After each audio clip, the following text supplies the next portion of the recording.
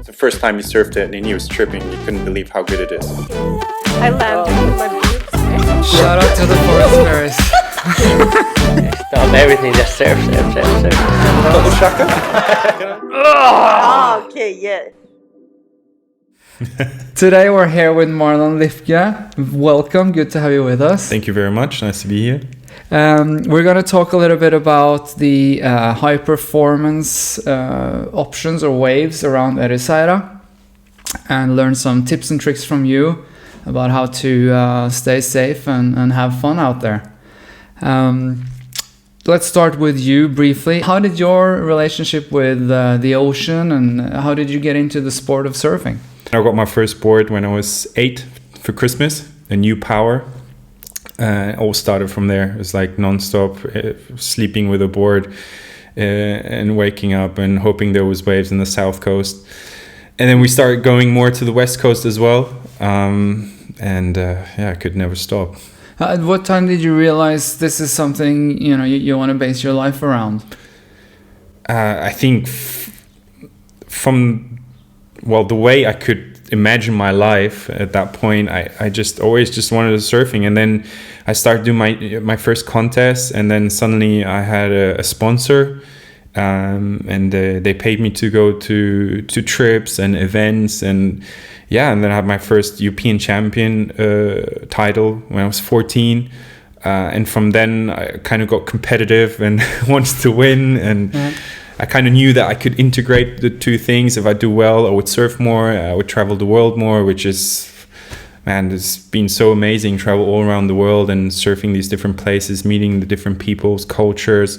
So it just brings so much to your life. It's not only just surfing, but it's everything through the traveling and the people you meet, the friends you make, the cultures. It's so amazing seeing all these different countries, food, like I go crazy. I don't understand people that go other places and eat the same food they have at home. I just want to try everything. It's been an amazing venture. We have actually a reference back to food later on, but if I can ask you at this point, after all these years and after competing and traveling, what's your favorite part of surfing today? Today, it changes over years, what surfing means to you. I think I'm more relaxed. Like before, you kind of knew, okay, I have to catch all the waves, I have to get better, and then it's crowded, and you have the confrontations in the water. Obviously, you always try to, especially when you're traveling, you have to be on the side, be calm, otherwise you get one on the nose. So, nowadays I feel more relaxed. I go do it more to disconnect, and it's just, but at the same time, I still like competing. I love it. I really love to have that challenge. But it definitely has a different place in my life now, because I set new goals as well. It's not only surfing. Before it was only surfing. Now it's many other things. Well, speaking of good surf, we're here to talk about the high performance waves in Ericeira. And it's only natural to start in the north and at the top with Koshos. A gem, regional classic on its day, possibly the best point break in Europe. We have a photo here that shows a little bit of just perfection rolling down the reef sometimes. What's your relationship with this wave? I was talking about Koshos with my friend Robbie yesterday. We surfed it basically by ourselves because it was quite north wind, but it was so good still. And he was the first time he surfed it, and he was tripping. He couldn't believe how good it is. It's unbelievable setup, because on like an offshore day like that, you just get barreled from the outside to the inside with turns. Low tide, obviously it's more hollow than high tide. It's still barrels and fun. Then with onshore days, it's fun. It's just like it works on basically just needs swell. And it's really good, and you don't have many waves like that. It's like you always need some sort of special swell direction or wind, and Kosh is just always fun, always good. And then you also have these days where it just becomes maybe the best point break in Europe. So Yeah, I remember that wave. That was like a heavy double up. Actually, Tiago Oliveira called me into that one, and it kind of ran off faster than I thought, and it completely smashed me. But I was in there for a while, and it was so round. Yeah, it was one of the good moments there. Yeah.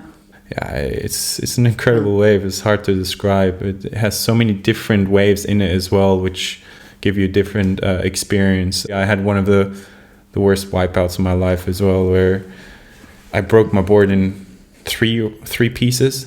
Yeah. Oh, wow. Three pieces. 3 pieces. That's rare. Yeah. Speaking of that, in terms of hazards, there's obviously a lot of reef there. There's plenty of sea urchins. There's a few entry and exit spots. Can you share some local knowledge on that, please? Yeah, I'm kind of.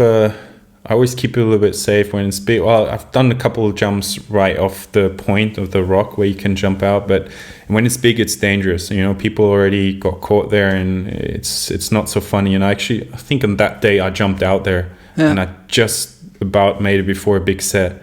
So it's a bit sketchy. You jump off right off the point.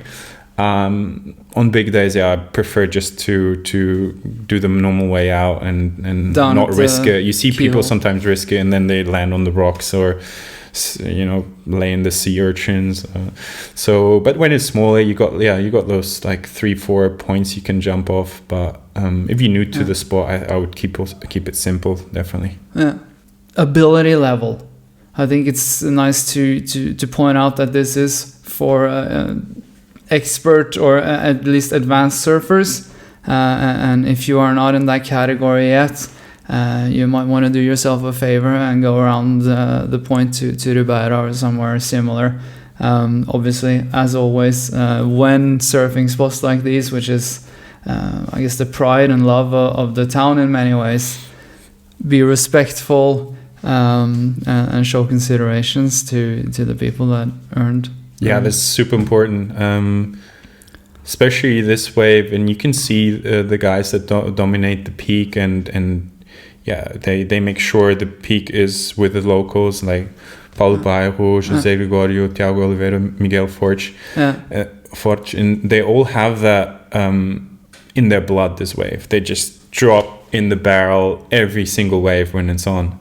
And for anyone new, I mean, obviously, if you're not on that level, definitely you shouldn't be out there or way inside. And then also, if you're in the level, it's always important that you respect the locals, keep on the side a little bit, and get the waves. The locals don't, because it's their home, and it's super important. And that's also what we learn when we travel.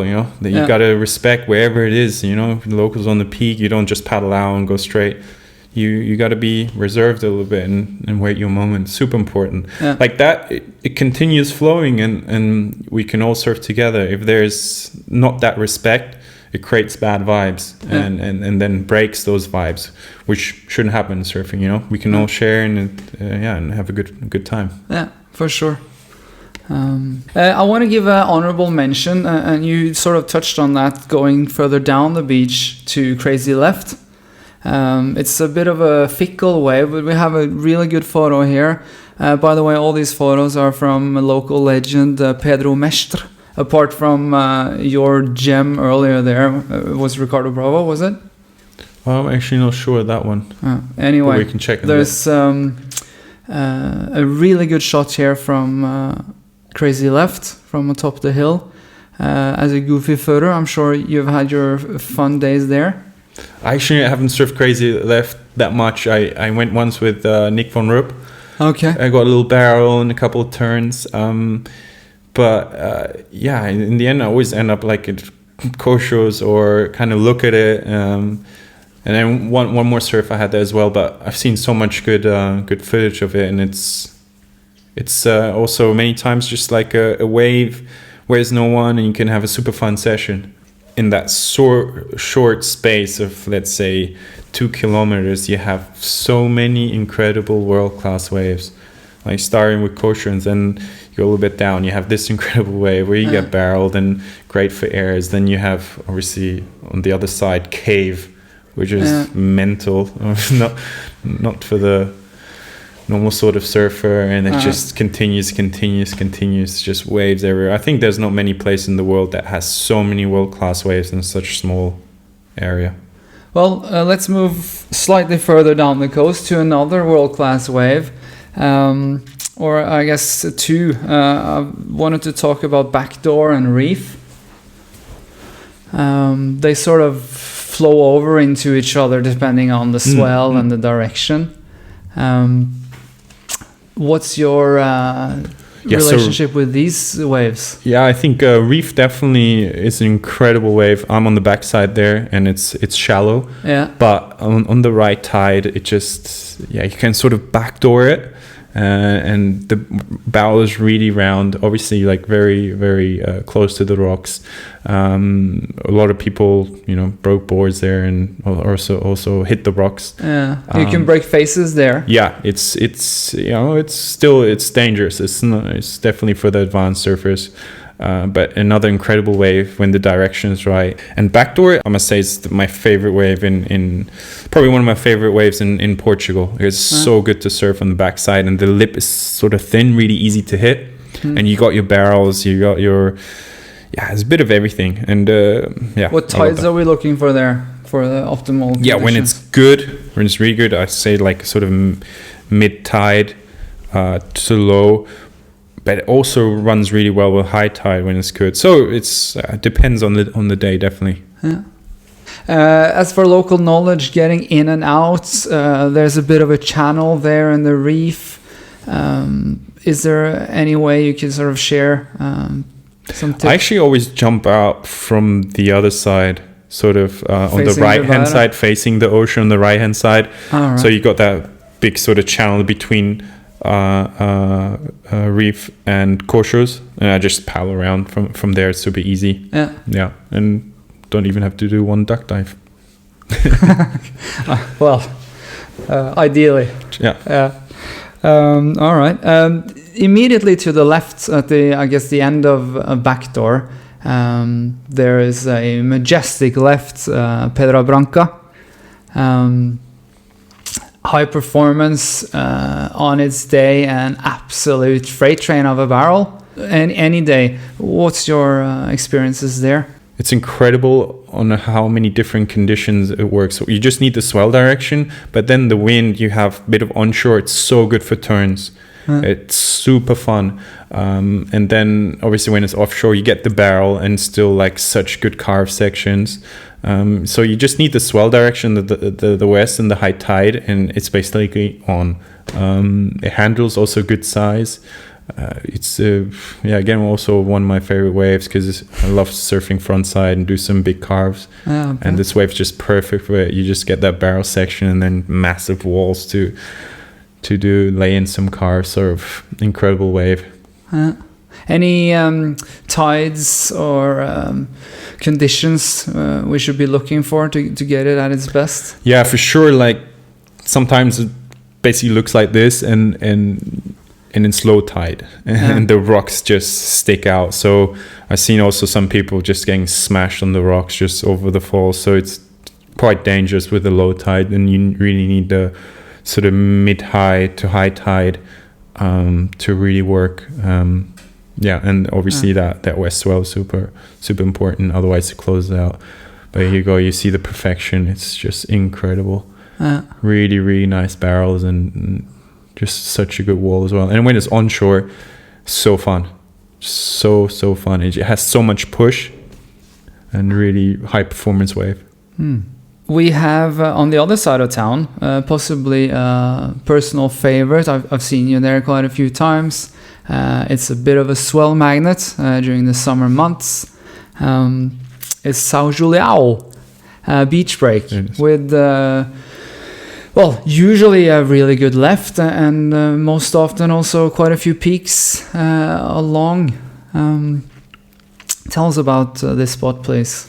Yeah, I actually really like São JULIAO because sometimes it's sort of a getaway. And like you mentioned, summertime, I spend a lot of hours here just training, and and it really surprises you many times how good the banks are and how much fun you can have here. And I like to get away also from all the point breaks.